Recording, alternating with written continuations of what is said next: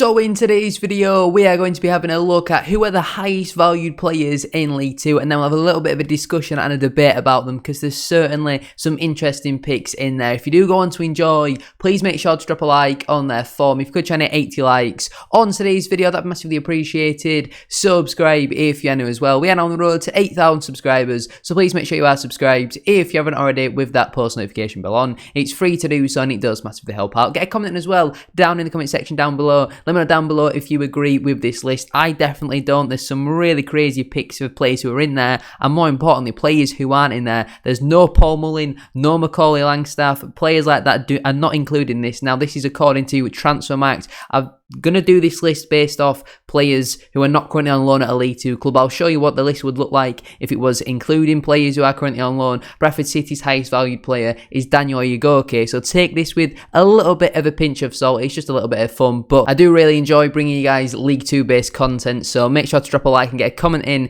if you also enjoy watching this type of content. But let's waste no further time and let's get into player number 10. So like I mentioned, then we are doing this list based off of no loan players being included. There are a number of players who've got very similar values. Now, Transfermarkt do their valuations in euros. I've converted them all roughly into pounds. I've tried to round it up or down to the nearest £5,000, but there are actually a number of players who would be in at number 10 on the exact same value. The players who I haven't included are Mo Isa, Callum Hendrick, Jack Tucker and Daniel Harvey. So I think there's 3 MK Dons players they're not included. They all have the same value as number 10, which is Callum Camps of Stockport County. He's valued at £390,000 according to Transfermarkt. He's obviously 27 years of age now, hasn't featured too much for Stockport this season, only the 3 appearances for him in the league, just a 1 start for him as well, no goals and no assists. I'm not really too sure why he hasn't been playing. I'm going to presume he has been out with an injury, but obviously he made himself in football in the lower leagues of English football at Rochdale, where he spent 7 years there, scoring 25 goals, 25 league goals, that is. All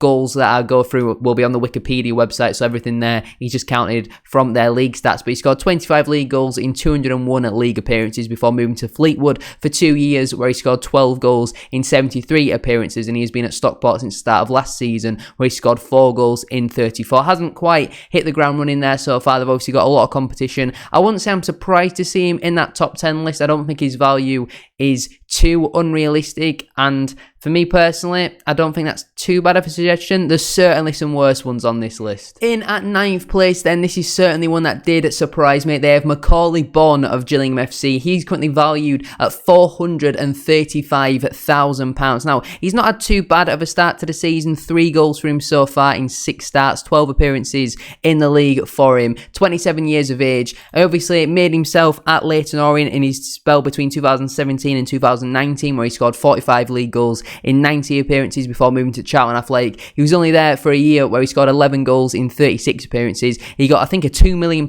move then to QPR, only hit the back of the net on 3 occasions in his 3-year stint there. He did actually have a loan spell to Ipswich Town though in the 21-22 campaign, where he scored 12 goals in 43. He rejoined Charlton towards the end of last season, where he scored 2 goals in 16, and he has now joined Gillingham as well. I personally don't rate Macaulay Bonne at all. You know, the fact that at one point it looked like they were going to get Alfie May, they then ended up with Macaulay Bonne. It was a massive downgrade. I don't rate him. I think his value is massively inflated by that £2 million move that he did have to QPR. Overall, for me, I certainly don't agree with this one. In at 8th position then, they have Kyle Hurst of Doncaster Rovers. He's also currently valued at £435,000. Now, this is another one that really does surprise me, because he's only scored 6 senior goals. Yes, he's, I think, 21 years of age. I'm pretty sure he's 21 years of age right now, so he's still got lots of time to develop and grow. He didn't make a senior appearance at Birmingham. He only made 4 appearances on loan at Alvechurch. He joined Doncaster at the start of last season. Like I say, scored 6 league goals in 46 appearances. He's only made the 1 appearance so far this season for Doncaster in the league, and I think that was against Wrexham, where he didn't exactly set the world on fire. So I'm going to presume he's had an injury. He's with the Rovers until 2025, but for someone who's not really done much in their career so far, I certainly think his valuation is much higher than what I would anticipate. When you consider the fact there's no Paul Mullin, no Macaulay Langstaff, how Kyle Hurst makes it into this list, it is really surprising. So it's another one that I can't say I really agree with. In at number 7 then, they have Cameron McGeehan of Colchester United. Now, something that I thought was really interesting, when he actually left, I think it was Barnsley, at the end of the 2019-20 season, where he actually spent, I think, the second half of the season on loan with Portsmouth. He then went over to Belgium for 3 years. He played with Oostende, I do want to say, where he scored 7 goals in 54. This season for Colchester has scored 2 league goals in 6 appearances, which is not too bad of a record. No assists in there, but he's a pretty decent player, is Cameron McGeehan. I remember him from his time at Barnsley, when he was coming through. He had obviously a loan to Scunthorpe before that loan to Portsmouth. He's not a bad player. Do I think he's valued at nearly £500,000? Not for me personally, because he is now 28 years of age. He is a decent player at this level. Colchester fans, let me know down in the comment section down below. Do you rate him? According to SofaScore, he's only signed a 1-year deal with the football club. So the fact that he's out of contract at the end of this season, I can't see any team in the world paying nearly £500,000 for Cameron McGeehan. But all of the valuations, I think, are very inflated. I don't think anyone's paying upwards of nearly £1 million for some of these players when we get to later on in the list. But Cameron McGeehan in 7th, I don't hate that. He's certainly not the worst option that you could have gone with, but I certainly don't think he's valued at that much, in my opinion. In at number 6 then, we have another player valued at £435,000. That is James McLean of Wrexham AFC. This one is a little bit more realistic. I don't know the exact figure that they signed him for from Wigan. I think was it around £100,000? I'm not really too sure. He's not done too bad, to be fair, though. 5 appearances in the league, 2 starts, 2 assists for him, no goals. He's obviously a very talented footballer. 34 years of age, might make you not want to pay that sort of money for him, but it's certainly not the worst option that you could have gone with. He's had a very good career. He's got 7 goals in 59 at Sunderland, at 9 in 73 in his first spell with Wigan. He's moved to West Brom, didn't really work, but who's moved to West Brom ever works? He then went to Stoke, where he scored 12 in 102 appearances before rejoining Wigan, where he scored another 12 goals in 79 appearances,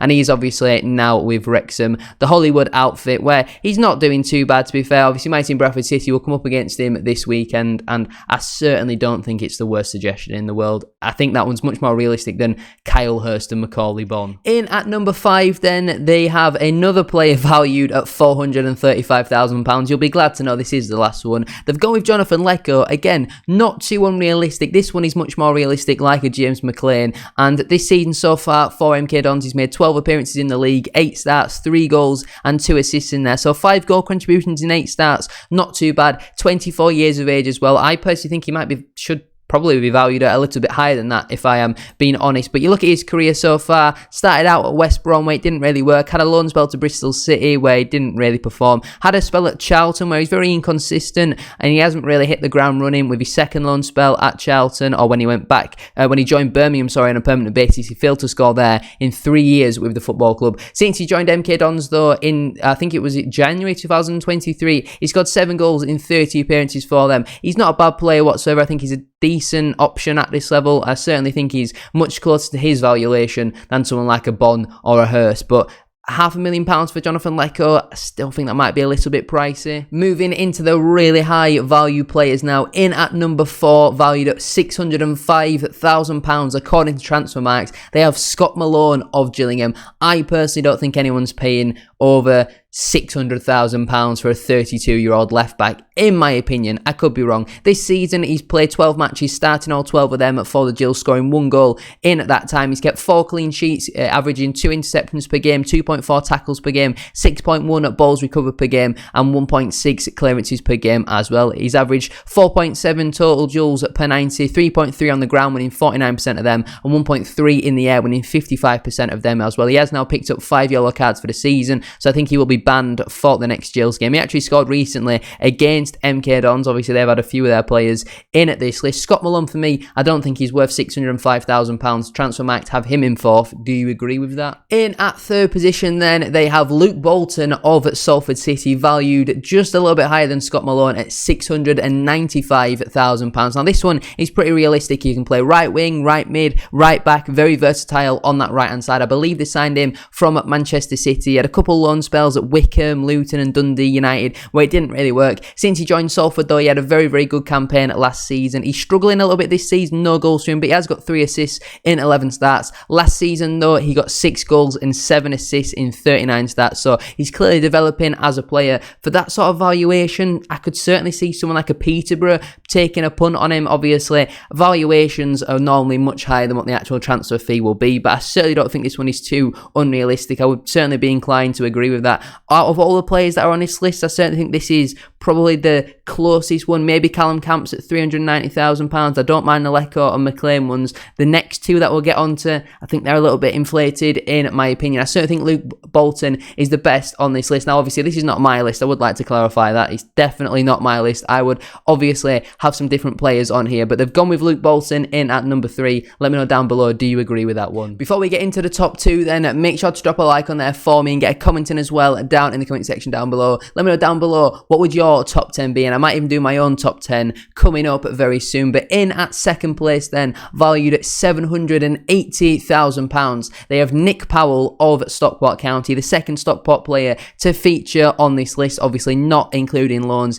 When they signed him, it was a very, very marquee signing with how well he'd done at Wigan and Stoke as well. Obviously, former Manchester United wonder kid, started out his career at Crewe where he scored 14 league goals in 55 appearances. Since he's joined Stockport, he's had an injury and not really performed too well. 6 appearances, 5 starts, 1 goal and 1 assist. He's not too bad. He's created 1 big chance as well. Defensively, his statistics aren't great. He's certainly not performed so far. 29 years of age, injury prone. I can't see anyone paying nearly £800,000 for Nick Powell, if I'm being honest, but he's not a bad player, certainly not valued at that much in my opinion. I think there's certainly more Stockport players in that side who I think should be worth much more than Nick Powell, but I presume obviously because he was a former Manchester United wonder kid, that probably increases his price a little bit. But in second place they have Nick Powell of Stockport, and in at first place, it's technically a joint first place because he's also valued at £780,000 according to Transfermarkt. They have Fankity Darbo of Forest Green Rovers. Now this one did definitely surprise me because I don't think he's too bad, to be fair.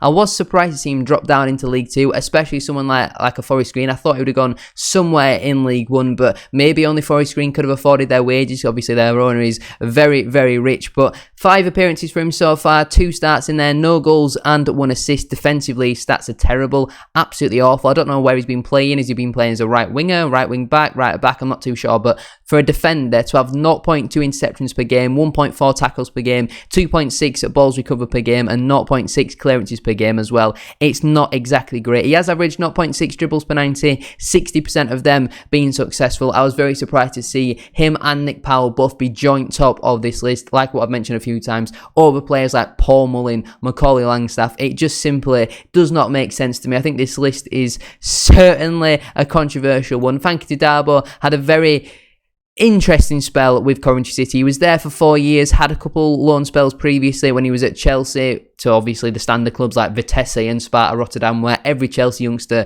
used to get sent. It ended with such a sour taste at Coventry, missing the penalty that ended up seeing them lose out on promotion to the Premier League. He's now joined Forest Green, where he's struggling there as well. But there is the top 10 highest value players according to Transfermarkt who are at their clubs permanently. In terms of what the list would look like if we're including loans, the highest value player is Arthur Okonkwo, obviously currently on loan at Wrexham. He's valued at £1,750,000.